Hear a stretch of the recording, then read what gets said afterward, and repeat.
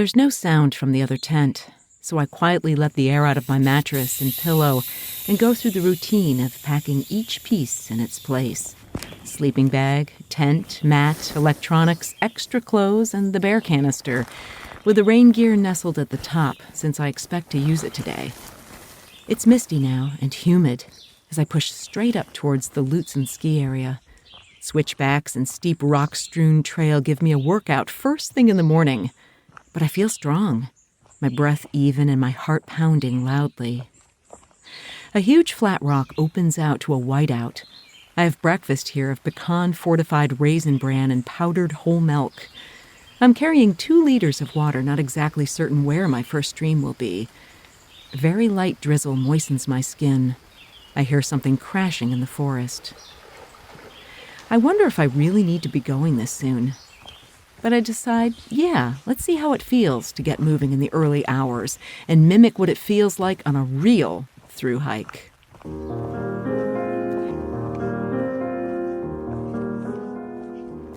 You're listening to the Blissful Hiker podcast. I'm Allison Young, the Blissful Hiker, sometime professional flutist, sometime voice artist, and full-time pedestrian. Thanks so much to Lecky Trekking Poles and Belega Socks for their support. Also Summit Orthopedics, giving me 2 total hip replacements. I guess you could call me Bionic Bliss these days.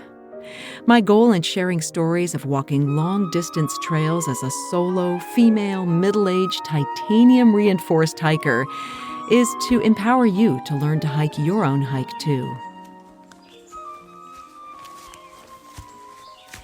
The trail is steep, rocky, and rooty.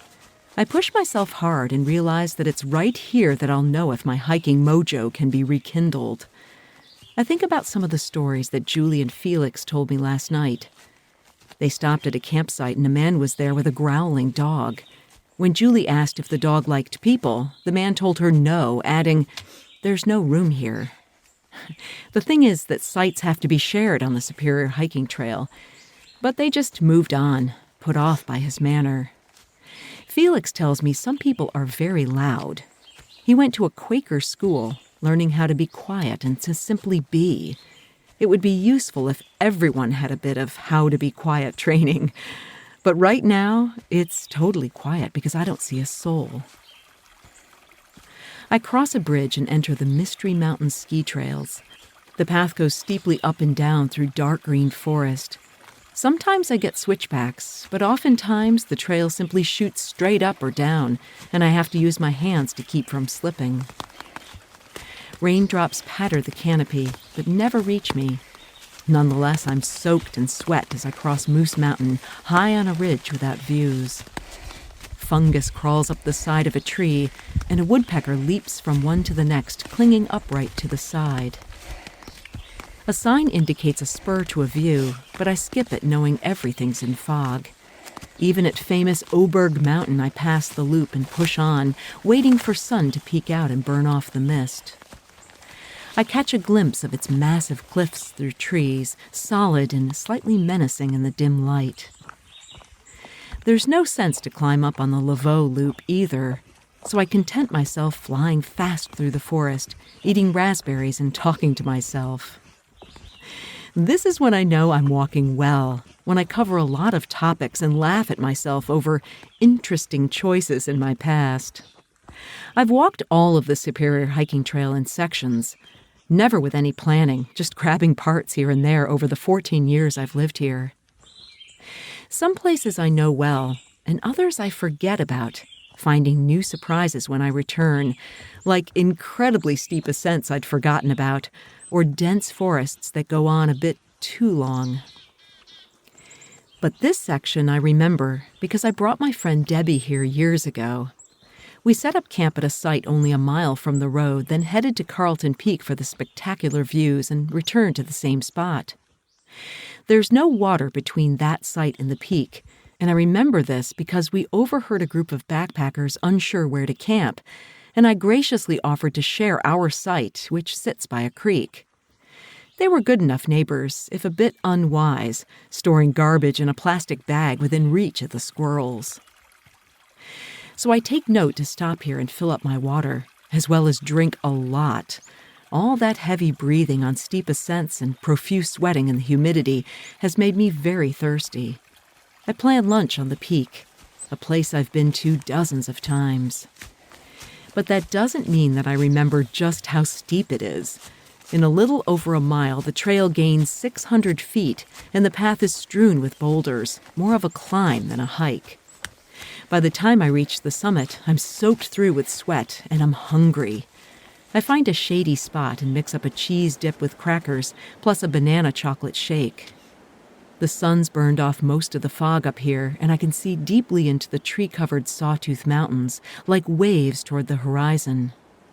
There's a few concrete pads with rusting pieces, all that's left of a gondola from many years ago. I have the place to myself, except for 4 guys who come to tell me they're from Colorado, so this is no big deal.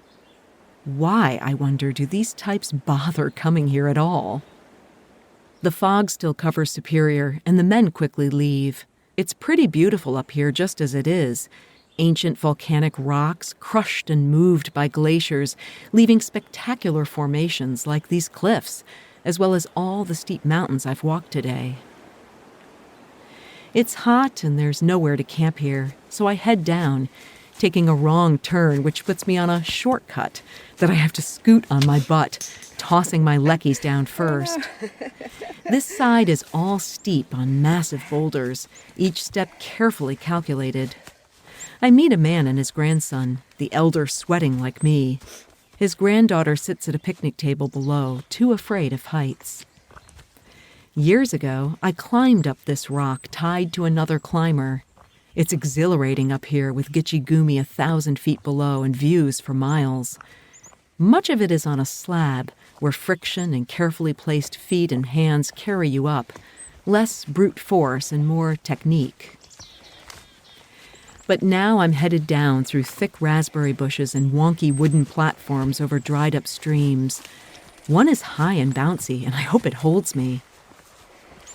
It's a long way down to the Temperance River, low water exposing boulders.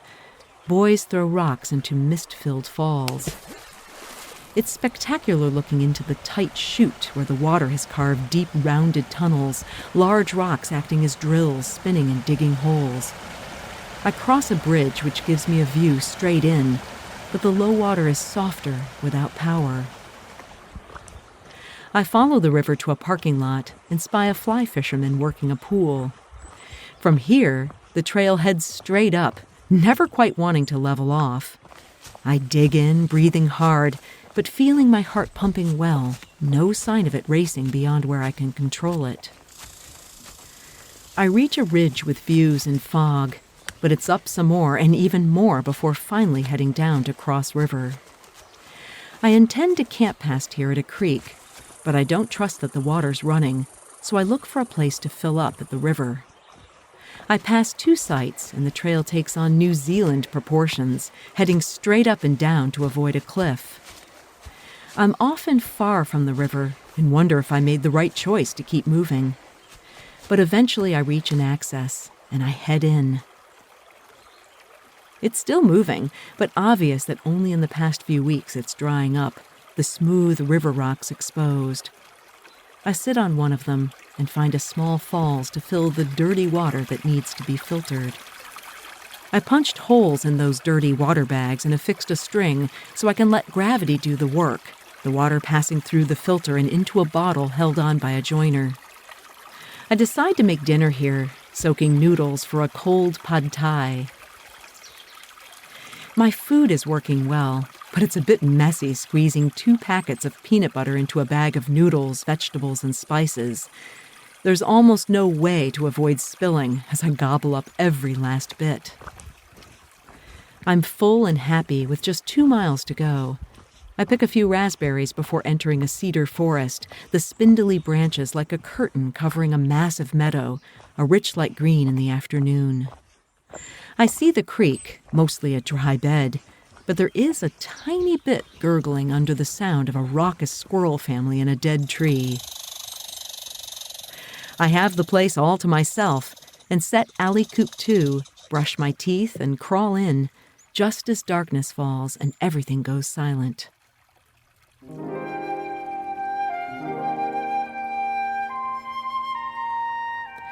You're listening to the Blissful Hiker podcast. In a series of personal essays coupled with found sound and my own flute playing, this podcast explores my journey of self-discovery as a middle-aged woman, sharing the sometimes unglamorous but vital truth about empowerment as badass people who don't need permission to blaze our own trails in this journey we call life. I wake to clear skies and the squirrels chattering again. Yesterday I was full of spit and vinegar, moving fast and strong up those famously rocky and steep bits of Minnesota's North Shore, a trifle compared to anything in the real mountains, but a slog in that minuscule span of time, the breath heavy and the healthy heart pounding. The squirrels aren't going to let me sleep, one visiting just to see if I might have gotten careless with my food. No such luck, buddy. Okay, I'll get up. Sitting up first in the palace that is the Alley Coop 2, my gossamer gear, the One, a single-walled, single-piece tent set with my walking sticks and 6 pegs. It rained last night, so I'm careful not to brush against the ceiling, damp to the touch. But as I said, it's giant, and I have loads of room to pack up, throw out my gear bit by bit, then dress and prepare to go.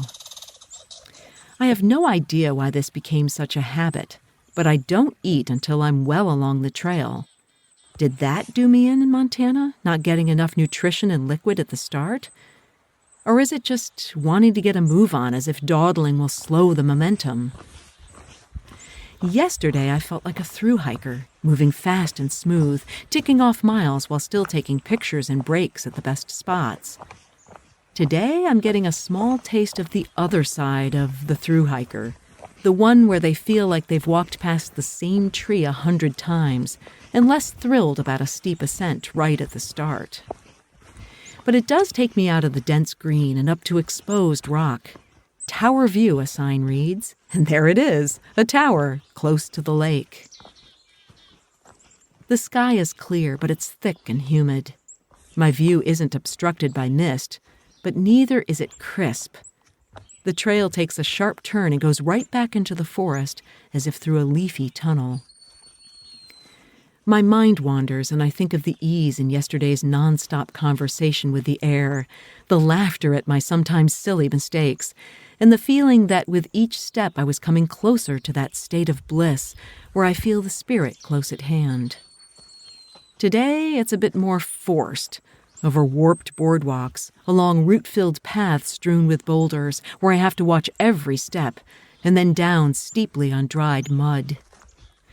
The next site feels much further away than the mileage indicates. I'm so glad I stopped myself from moving further last night, even when I felt so good and thought I could get here. It was 6:30 when I finally arrived, and I would have been walking this in dim light. The site is not all that special either, next to a river, but tucked among the trees. My goal for breakfast is Alfred's Pond, a place I sat for hours a few years back, so still that dragonflies landed on my knees. First, I cross a road, then cross it again just before a truck passes. I like meeting people at roads who might sell me a beer, but when they're driving by and kicking up dust, it always kind of spooks me. So I move fast and let the forest swallow me back in. From Dyer's Creek, it's back up, and I feel my legs now tired from yesterday's overkill exertion and ready for a break. A horsefly buzzes me as if to emphasize that today is a new day, and I'm going to feel the challenge more deeply. I grab my bug burqa out of a side pocket and throw it over my head. He doesn't take the hint, but at least he won't land on my face. I stop for a moment to scoop up a few raspberries, perfectly plump and tart, falling into my fingers right when I touch them. As I reach for seconds, the horsefly lands on my outstretched hand, and I notice his lovely pale brown wings folded back before I swat him dead. It's not long before I see a meadow to my right, hidden by a scrim of trees, and nestled inside is the pond, just as I remembered it, the sky reflected in a placid surface.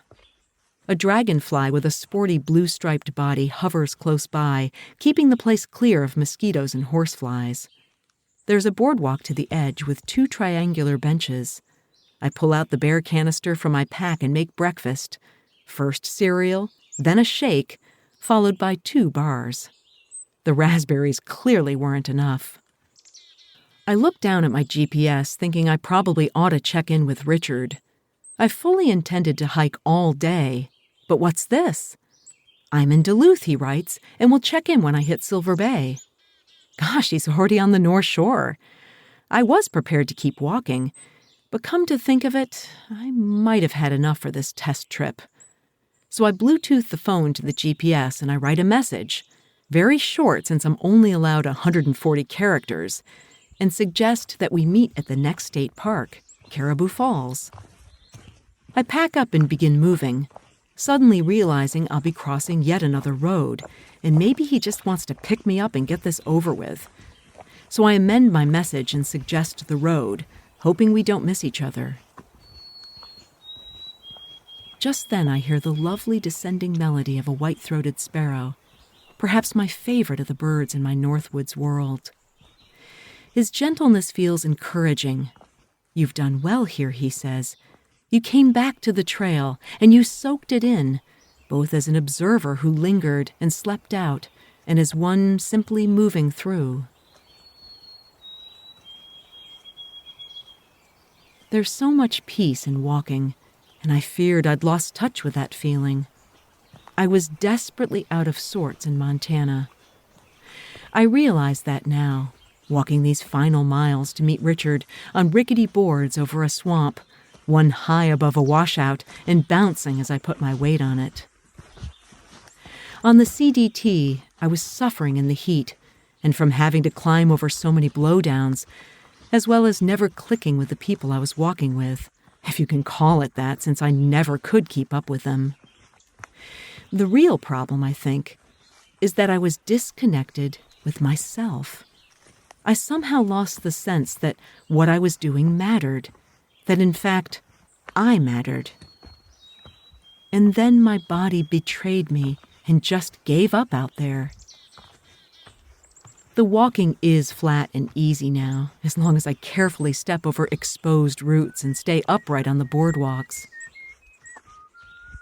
I start to sing one of my favorite songs, Randall Thompson's setting of Robert Frost's The Pasture.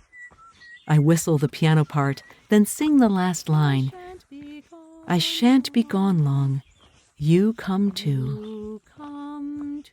Just as I get to the end of the second stanza, I hear whistling coming down the path. It's Richard.